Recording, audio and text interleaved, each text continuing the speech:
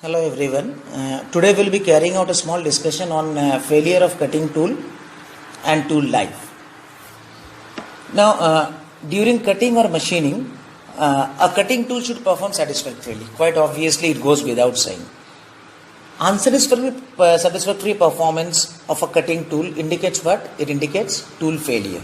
Now, cutting tools generally fail by one or more of three different types of failure mechanisms or failure ways. Number one is mechanical breakage of the cutting tool at its cutting edge or tip due to intensive stress and shock. This mode of tool failure is random in nature and therefore it is extremely harmful. The second type is rapid dulling of the tool tip or cutting edge of the tool by plastic deformation due to intensive stress and temperature. And the third one is gradual wear of the cutting tool at its working surface near the tool tip. Now, as far as the first two modes of tool failure are concerned, that is mechanical breakage and rapid dulling are concerned, they are very harmful not only for the tool, the cutting tool, but also for the workpiece and the machine tool on which machining is being carried out. As a result, these two types of tool failure need to be prevented by using suitable tool materials and tool geometry depending upon the workpiece material and other cutting conditions. However, the third type of tool failure, which I mentioned a little bit earlier, that is the gradual wear of the cutting tool at its working surface near the tool tip. That type of tool failure is inevitable and it cannot be prevented, but it can just be slowed down in order to enhance the service life of a cutting tool. Now, let me highlight the important types of tool wear.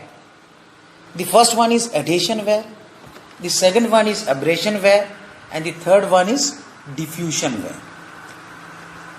Now, next let us come to the effects of tool wear.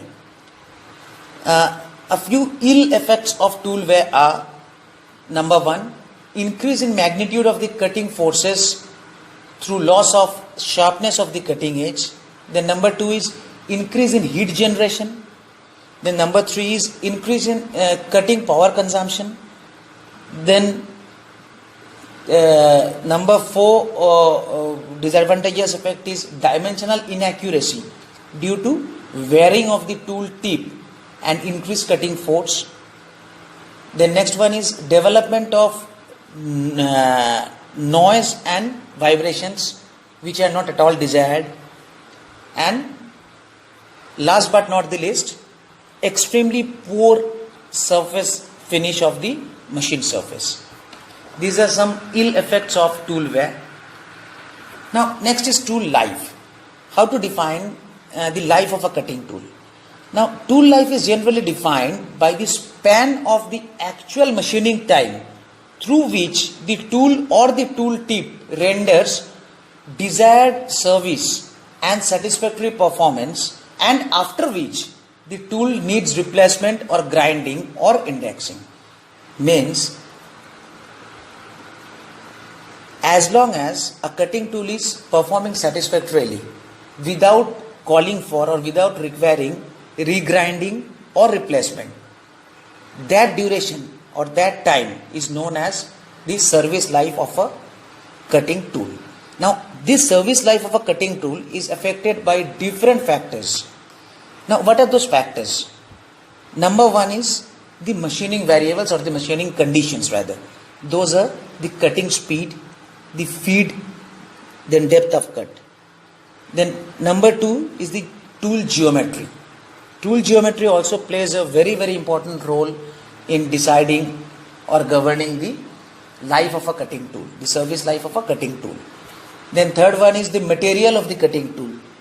Then fourth one is the machining conditions such as temperature of the workpiece and the tool, which again is governed by the type of cutting fluid which we are using during the machining operation.